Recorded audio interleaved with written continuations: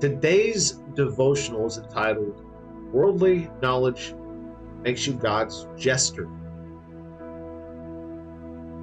We all know someone in our life that always has that right answer, always has to chime in with whatever the conversation is, have that last word. You're like, oh, I am the epitome, or not the epitome, but I am the expert on what we're talking about. Listen to me. They're all matter of fact. Their voice rides higher than everybody else's because they want the center of attention to be on them.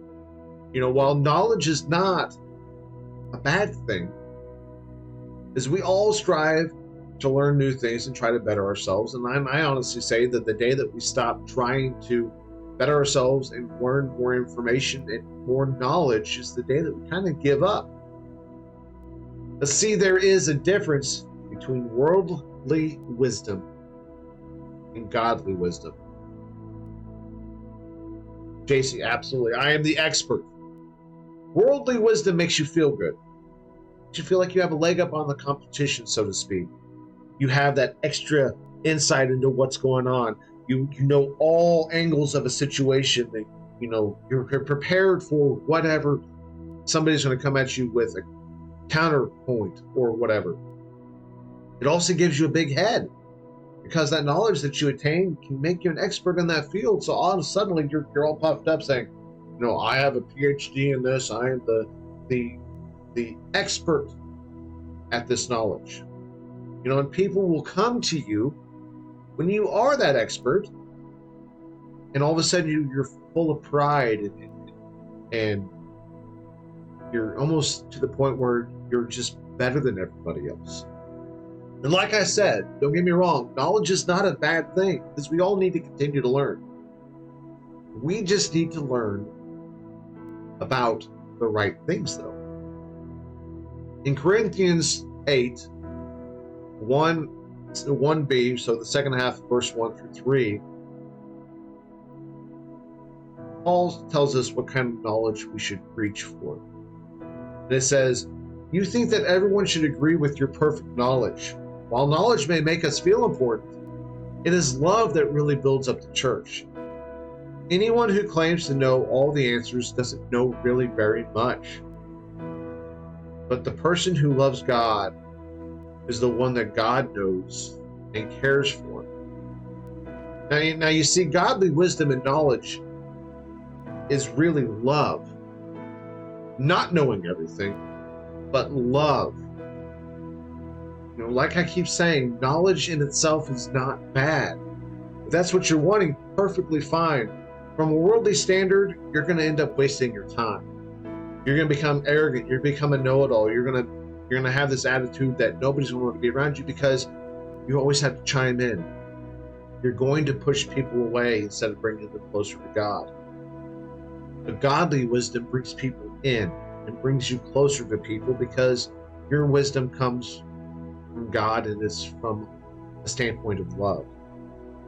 And see, Corinthians 3:18 tells us what we become if we strive for the worldly wisdom instead of godly wisdom.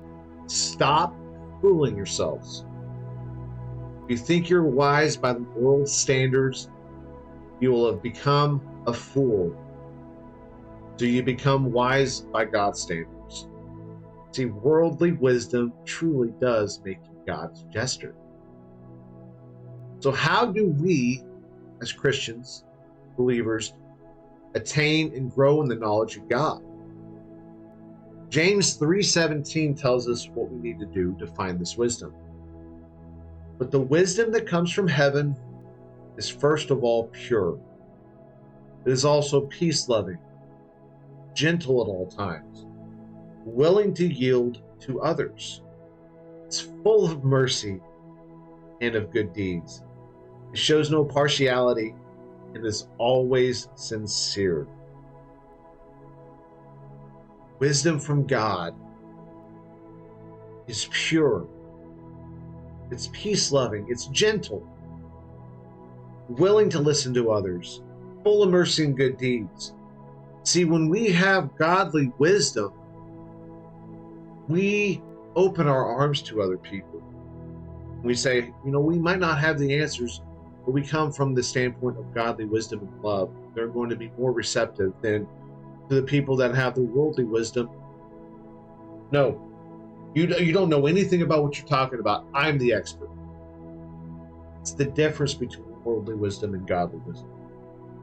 Loving on others as God loves on us gives us the knowledge and wisdom we need to set ourselves apart from people that are only looking for that worldly wisdom. So this week, I challenge you to find situations in your life where you can display this godly wisdom of love. Yes, you're not going to know all the answers. If somebody asks you a question you don't know the answer to it, don't be afraid to say, I don't know. Because you know where you can go get the answer. If you love on people the way God loves on us with that selfless love, God's going to recognize that. He's going to help you in those moments where you feel you are weak because you don't have the answer. You're suddenly, the spotlight's on you. You don't know where to go. Pray. Read the Bible.